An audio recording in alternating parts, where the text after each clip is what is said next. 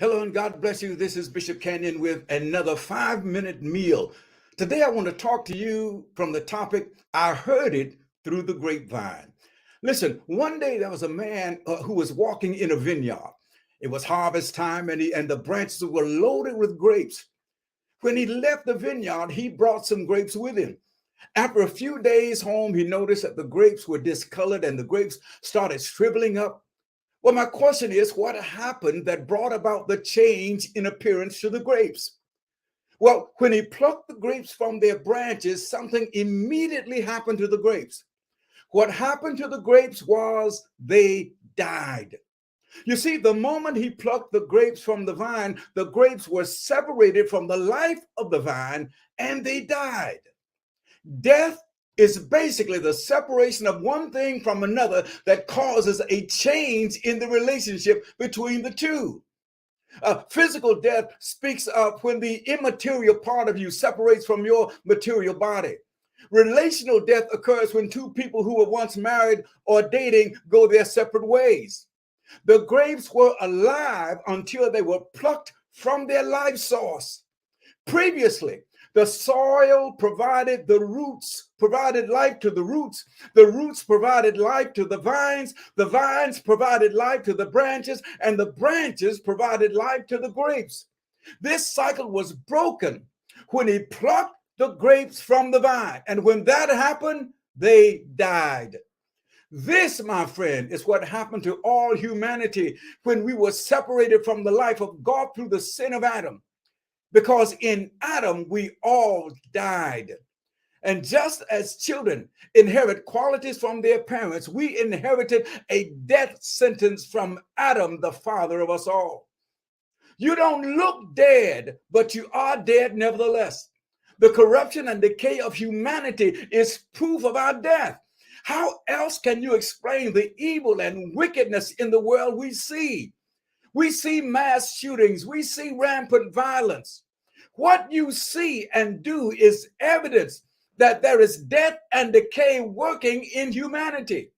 Dead people produce dead works like hatred and murder and greed and selfishness and racism and lies and so much more.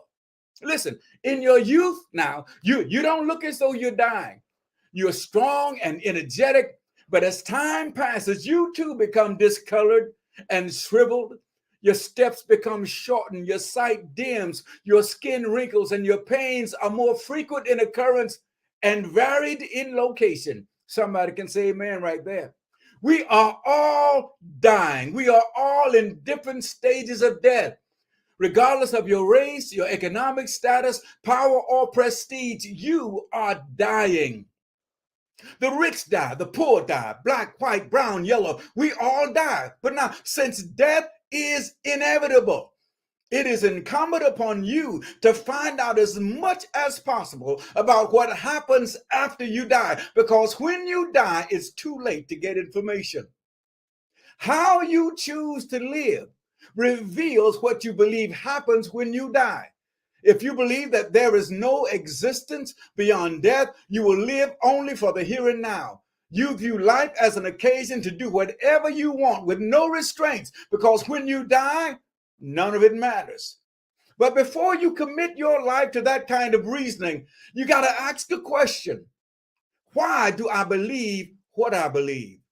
Because when you believe something with no credible evidence to support it, you become an extreme gambler.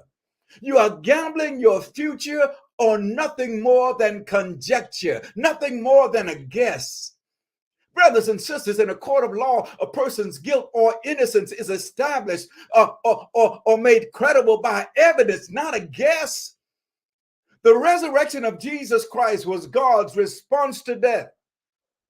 Jesus went into death, came out of it never to die again, and in doing so, he conquered death. Death could only be conquered by somebody who can never die again. And after the resurrection of Jesus, it was impossible for him to die again. He lives forever. When by faith you trust in Jesus, you share in his resurrection. And just as he rose, never to die again, so will you. That is God's promise to you and to me. This world is not our home. Because of what Jesus has done, your future is brighter than you think because of God's response to death. The Lord bless you. This is Bishop Kenyon, and I want to invite you to come worship with us this Sunday morning at the Assembly of Truth. We're located at 350 Hills Avenue, Southwest Atlanta, 30313. If you need a ride, give us a call, 404-228-6969. Once again, that's 404-228-6969. And remember, as you walk it out, I promise you that God will